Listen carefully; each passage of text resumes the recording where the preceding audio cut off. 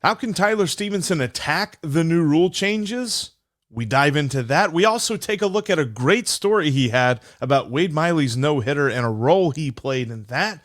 And we get the story from prospect to future stud for the Cincinnati Reds. That's Tyler Stephenson here on today's Locked On Reds. You are Locked On Reds, your daily Cincinnati Reds podcast, part of the Locked On Podcast Network, your team every day. You are Locked On Reds, and welcome into part 2 of our conversation with Tyler Stephenson. Thank you so much for making Locked On Reds your first listen. We are free and available on all platforms as we are part of the Locked On Podcast Network, your team every day. And we are ready to talk. I mean, we've been talking with Tyler Stephenson yesterday. We got the chance to kind of dive into exactly what he thought so far as, you know, how much he could play behind the plate and what that would do to his season, how much he could catch, and how before it would like break him down during a year. Really a good take. And some good thoughts from him on that, as well as some thoughts about J.R. House and stuff. That was a great episode. If you missed it, make sure you go back and check that out. On today's podcast, we are going to talk more about how he is going to attack these new rule changes with the way that pitchers can pick off the runner with bigger bases, different things like that, pitch clocks and all of that. How can Tyler Stephenson attack that as we jump into this year? It's a great chat with him. You're not going to want to miss any moment of it. And like I said, if you missed yesterday's, make sure you go check that out. Make sure you're subscribed to the podcast. That way you don't miss anything we've got coming. Lots more like this coming this offseason. All right, let's jump back into Steve and I's conversation with Tyler Stephenson. Something you mentioned earlier, and I kind of want to touch on that, because I know David Bell talked a little bit about it in the winter meetings interview he did the other day, but with the new rule changes that are coming in, especially, you know, the pitch clock, limited pickoff attempts, and larger bases. From your perspective, how do you see that? I know you said like the pitch clock speeding up the game, but just from your perspective of all of that stuff, how's it going to affect the game for you? I mean, from from the catching aspect, I'm really interested to see the caught stealing percentages next year, because I think in the minor leagues they were way up, like Michael Ciani. Mm-hmm. And I've said this on a few interviews, but like once we get to spring training, I want to have a conversation with him because he had a bunch of stolen bases and try to figure out like what was he thinking and like was there any tendencies for him? Like I know he's probably a great base stealer and stuff, but you get 2 pickoffs. And then you can pick off a third time, but he has to be out. If not, he gets second base. Like, just trying to get the feel of that because, I mean, it will create more in the game. There will be a lot more base stealing, and then we will have the bigger bases. So, from the catching side, I'm really interested to see how the caught stealing and like percentages are. But I mean, I think the clock. I'm younger, like I've experienced some of it in the minor leagues, so I think it'll be an easier adjustment for me. I can't really say for some of the older guys. I'm sure it's going to be 50-50. Some will love it and some will hate it, but I guess the game's adapting and we have to kind of accept it for what it is. But yeah, I mean, with the caught stealing and the pickoffs, the bigger bases, it's going to be interesting. And like the shift is a big thing. I think it's going to affect lefties more in a positive way. Was that something that you had to communicate to the infield, or was there a coach that was in the like signaling everybody like, hey, all right, you know, 2, you know, formation? Yeah, that was Delino. And like even like from when I played first, I remember like our cards would have like numbers, and that was like the positioning of like where to shift. I don't know. I don't have a ton of time with that, but I do remember that being the shift. But yeah, I mean, I think with the lefties, it will be interesting to see how it affects them. What do you foresee as impacts in how you attack a batter with the shift going away? What do you foresee doing differently now that that side of the infield is going to be opened up a little bit? Yeah, I think it's still kind of just pitching to the pitcher's strengths. I think we will still continue to pitch to the strengths, and then I guess the execution might just have to be that much better, because that could be the difference between somebody getting to the ball or not. But yeah, I mean, I don't know. I mean, I think that's just, we're going to have to get the feel of it. And when we get to spring training, so I think there has to be, from my understanding, there has to be two people on one side of second base. Is that as the pitch is getting delivered, or just? Yeah, I think it's before. I think it's like as it's before the pitcher delivered, starts his delivery. Yeah, feet on the dirt, two on each side. Yeah, there can't be that second baseman in like right field, right? Right. Mm-hmm. Correct.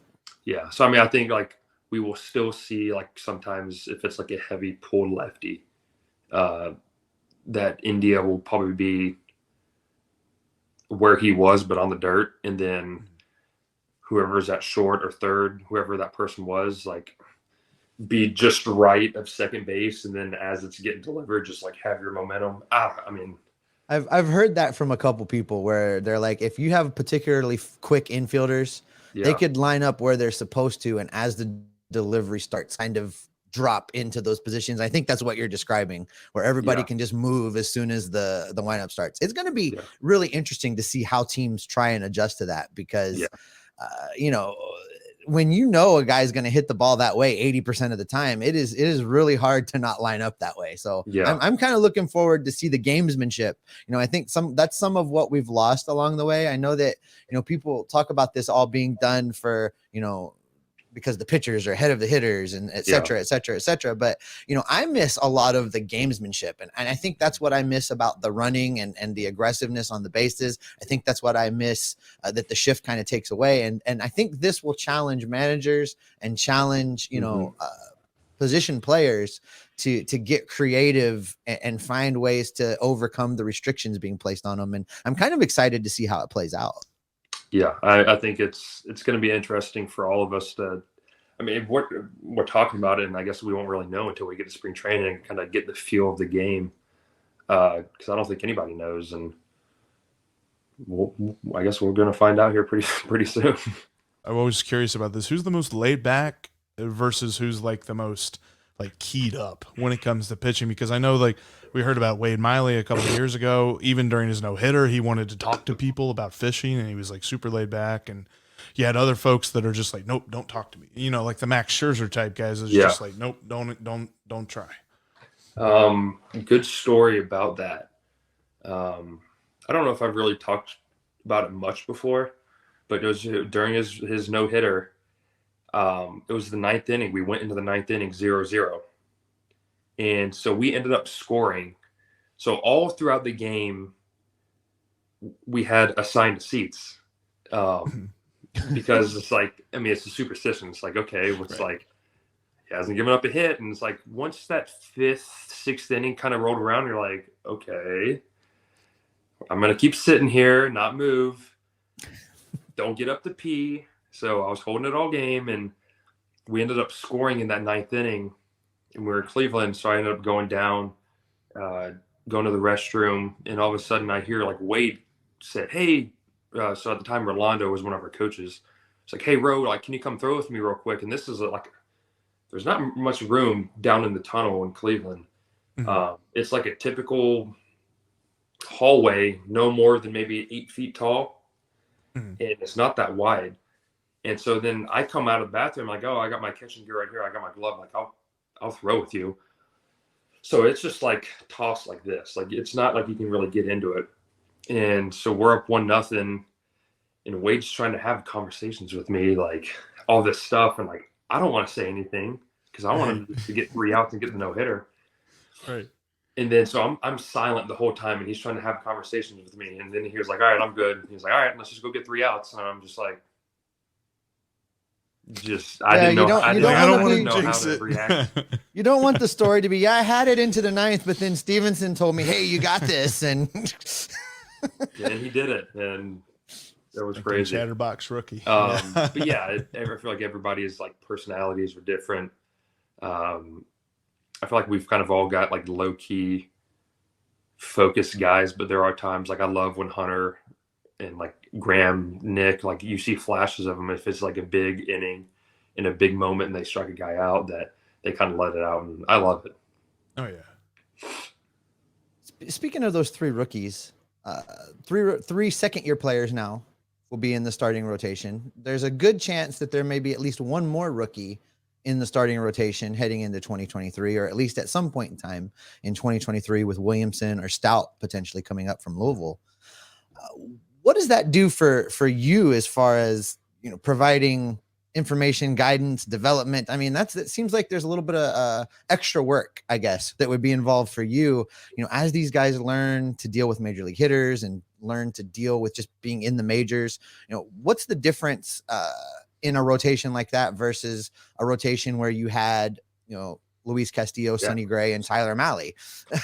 This is, I mean, the complete opposite. Like I feel like they kind of, I feel like Sonny, I felt like I caught him a lot and he would just kind of lead the way. Like at the end of the day, Sonny's going to throw what he was going to throw.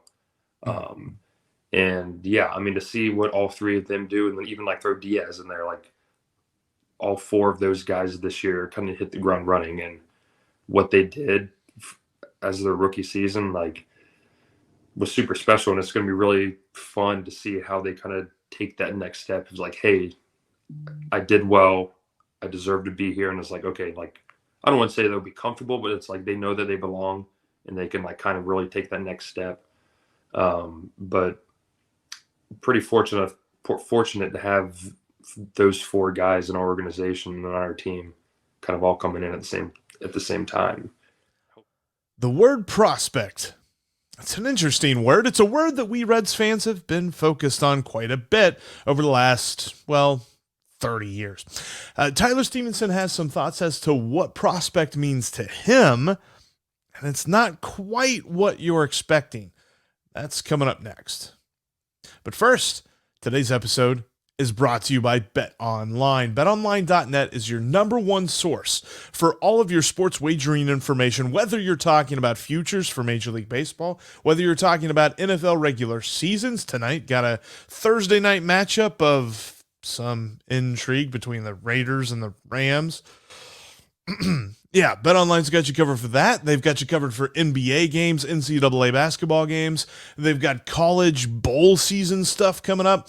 BetOnline has you covered for all of that. Check it out today. It's betonline.net. They've got all of the great point spreads, money lines, over-unders, prop bets that you can think of. They even go into MMA, boxing. They've got golf, racing, World Cup stuff. It all can be found at betonline.net. They've got articles, they've got podcasts, they've got videos, they've got everything that you need for your next great bet, because at betonline.net, it's where the game starts. Thanks for making Locked On Reds your first listen. Make sure that you check us out tomorrow. We've got a live Aloha Friday episode. Steve and I will be taking your questions. You'll be able to drive the episode as we talk Reds, as we look at this offseason. The Reds have done a couple of things. The Reds, they made a Rule 5 pick. They traded that Rule 5 pick, and there's been some rumors about the Reds possibly trading some prospects. We'll talk about exactly what all of that means on tomorrow's Locked On Reds Aloha Friday live edition. You're going to make sure you want to join us right here on the YouTube channel. All right, let's jump back into our conversation with Tyler Stephenson.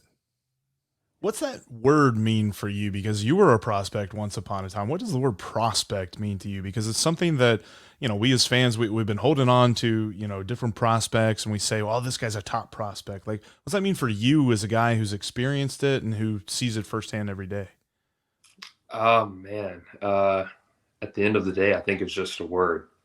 I've seen some really talented prospects and talented players who don't pan out. I think it is great. It creates buzz. We are talented, but like at the end of the day, you never know. Until you get to the big league level and see what we can do at this competition, do it for 162 games. Like, I feel like the word prospect, once you step between those lines in the big leagues, it really doesn't mean much anymore. Does it add pressure when you're coming up through the system and all of a sudden you're on, the list, you're the number 5 prospect in the organization, you're the number 2 prospect in baseball, et cetera, et cetera. Do you feel that, or is that something that like you just kind of keep at bay as long as possible? I mean, I just try to avoid it as much as possible.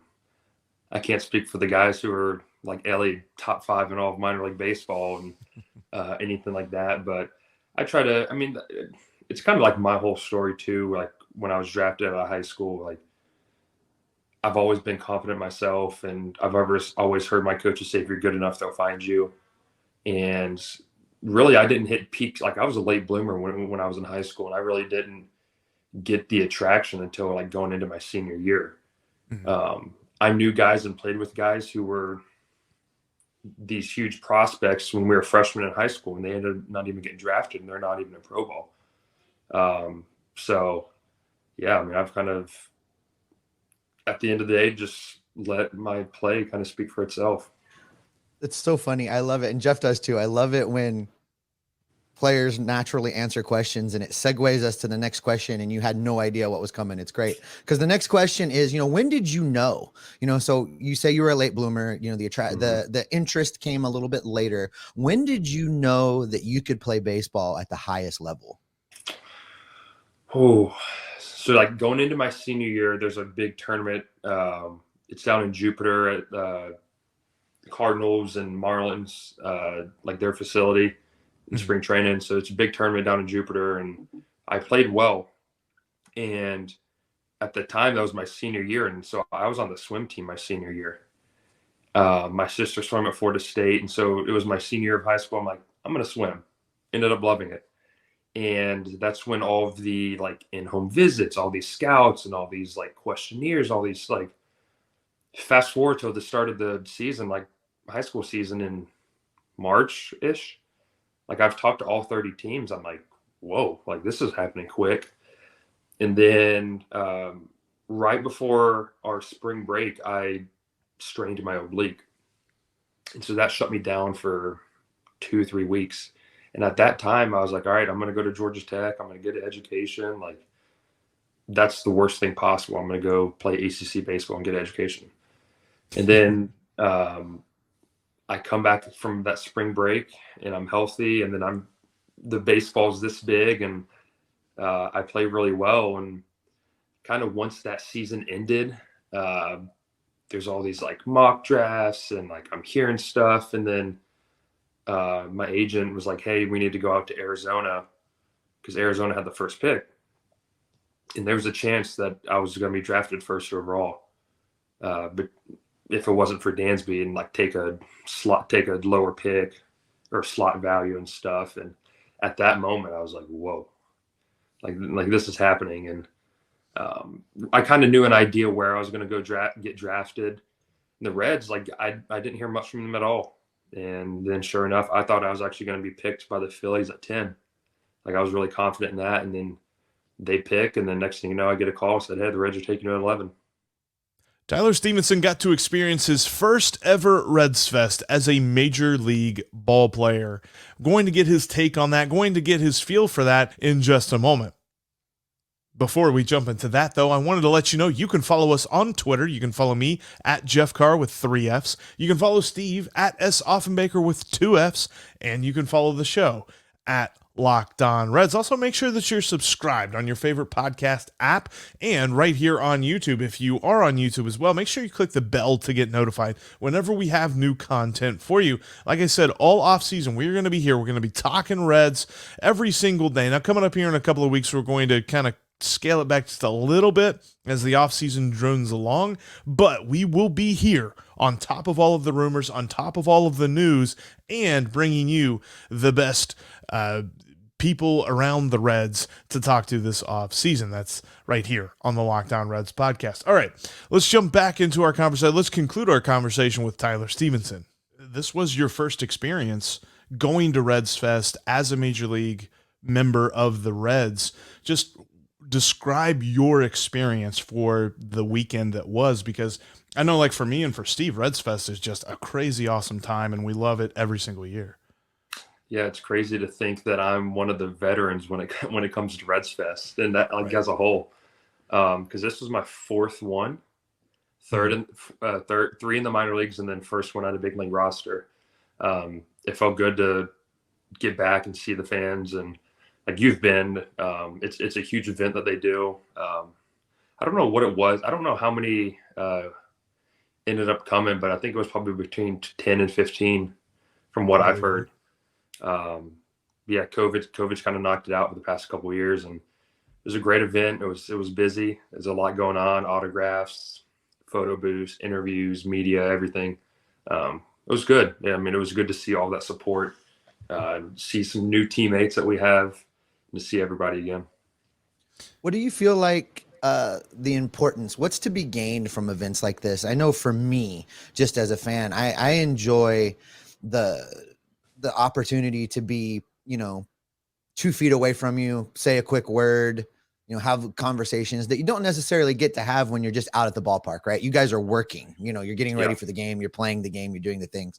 What's the benefits for you as a player with that kind of interaction? What do you see as reasons to continue and to grow events like Redsfest in the future? I think it's a good way to really interact and like truly interact with the fans. Like, I know we try so hard during the season, but sometimes it's so hard, like with the games going on and like stretch and all this stuff, to kind of interact with people into the amount. Like, this is strictly a fan fest, so like we can have 300 people in line and sign for everybody. So I think it's really important for that, just to kind of interact with the people and kind of meet some awesome fans. And along the way, they've done a great job. This is, like I said, this was my fourth one, and hopefully as we continue to get more and more down the road in the future, it keeps growing. And I think it's awesome too for the fans to kind of see the up and coming guys too. It's not just like the big league roster. Like, I'm sure I could dig out photos from like me and TJ Antone, Friedel, Tony Santillan, like even India, like all of us kind of coming up when we were minor league guys at the time, and here we are on the big league roster. Is there like one memory when you think back, and it doesn't even have to be just this past Reds Fest, but of the 4, is there like something that sticks out to you specifically when you think back on Reds Fest? I know it was a lot of fun. So the minor leaguers, they do a wiffle ball home run derby. I was pretty bummed that we weren't going to do that. I think I remember actually hearing Senzel, maybe India, talking about like, why aren't we doing the home run derby? Like, oh, it's just for the minor league guys. So it'd be cool if we could kind of do that too. It was a lot of fun because we'd be teamed up with somebody from the youth academy. Right. So it was a lot of fun to kind of interact with that kid. I did see that Ellie De La Cruz won that this year, that home run derby that you're talking. No, shocker, right? It was funny watching him walk around Duke Energy. I can only compare it to like the scenes you see in documentaries where they show people chasing the Beatles through airports or whatever. That's how it looked. Ellie De La Cruz walking around the convention center this weekend. I think he's doing a tremendous job managing that instant fame. How does it hit you now that I'm sure, Cincinnati being, and I know there's some argument now if it's still a baseball town or if it's becoming a Bengals town, but I think it's a baseball town. And, the city loves its players and it loves the Reds in spite of anything that's going on in the peripheral. How does it feel for you coming to town? I'm sure you can't go anywhere without people recognizing you and knowing who you are and basically, have your own little crowd following you around. What's that like for you? I mean, it's cool. I think it's a good reminder just kind of where we come from. And I hopefully it never gets old. The support is everything. It's what we do this for. But it is cool to go out to dinner and somebody just say something like simple, like, hey, I'm a big fan or anything like that. But yeah, I know he had a big crowd following him around, rightfully so. But it is a lot of fun. A lot's made of Joey whenever guys get to first base, and he's always having conversations with different guys. But I know you have an opportunity to at least say a couple of words to an opposing batter. Is there an opposing hitter that you look forward to them stepping into the box for whatever reason? And maybe it's just because that, Hunter's going to strike him out or something. But is there that guy that you're just like, okay, I'm looking forward to playing these guys? I feel like everybody's like super respectful I don't know if it's like catching, like usually everybody like come up, especially their first at bat, will come up and like hit my shin guard and the umpire and like say hey and stuff. And I'd like to say I'm a very like low key, just easy guy. So I feel like I kind of get along with everybody. I feel like I've had some good conversations with Freddie Freeman. So it all kind of goes back when he was with Atlanta. And this was in 21, my first time going back to Atlanta. And I had 50 people in the stands with my fat heads, because that was my first time being back home. Right. And I remember he comes up to the plate one time and was like, I just want you to get a hit because I want to see how loud they can get. And sure enough, I ended up getting a hit and stuff. And I was a fan of him growing up. I mean, I grew up in Atlanta. It will be cool next year to play against Trout and Ohtani. So that'll be really exciting. And I think it will be cool playing against Barnhart. I like that. Yeah. That will be fun. And it's going to be, I'm sure, a bunch of talking from when I'm hitting and from when he's hitting. You know, there's a question that I like to ask. I had the opportunity last season to sit down with a lot of the minor league guys, and this question, for whatever reason, always stumped them. Let's see how a major leaguer handles it. When you do these interviews, you know, people doing the interviews, conducting the interviews, tend to fall into a lot of the same questions, and you get a lot of the same stuff. I know. What's one question or one topic that you wish people would ask you about? Or is there something in your life that you want to talk about and it just doesn't naturally come up a lot in the interviews for you to get to speak about? I feel like it's been about health. I feel like that's always something kind of about health. I don't know, maybe just like personal life. Well, let's talk about that a little bit. Let's hear about what you've been up to. You know, obviously everybody's asked you about your rehab, and I've seen your answers on that. It sounds like you're going to be ready to go day one on spring training. Yeah, but what's the rest of your off season been like? What have you up to? What are you doing? What do you find enjoyable and relaxing? You know, what's happening in the world of Tyler Stephenson? Yeah. I mean, I feel like everybody, I guess, forgets we're normal people too, and kind of live a normal life too. At least for me, I'm pretty boring. But yes, my wife and I's 1 year was this past Sunday. So like I was telling y'all, like we honeymooned in Maui. We're going to Maui this weekend for 10 days, so we're super excited about that. We're going to do the road to Hana. Jump off a few waterfalls, but don't get hurt. I'm going to encourage you to jump off the waterfalls, but don't get hurt. That's when I do the road to Hana, I stop along the way and jump off some waterfalls. It's always a good time. There's some lower ones. There's some little ones. There's some, the pictures will look cool, but it won't be from 30 feet. So it's great. Yeah, perfect. So if you're paying attention and there's a bad headline about Tyler Stephenson getting hurt, it's Steve's fault. Blame him. Yeah. It's in my contract. Just be careful. Yeah. Don't go chasing waterfalls. So yeah, we've got that. Then we, for like the first like month and a half, it was like strictly like rehab, like making sure baseball activities were good. Like I showed earlier, we got a dog. He's downstairs. So we've been busy with him. His name's Russell. He's a Cavapoo, so he's a St. Charles Cavalier and a Poodle mix, and he'll be like 10-ish pounds. So he'll be around in spring training and out during the season.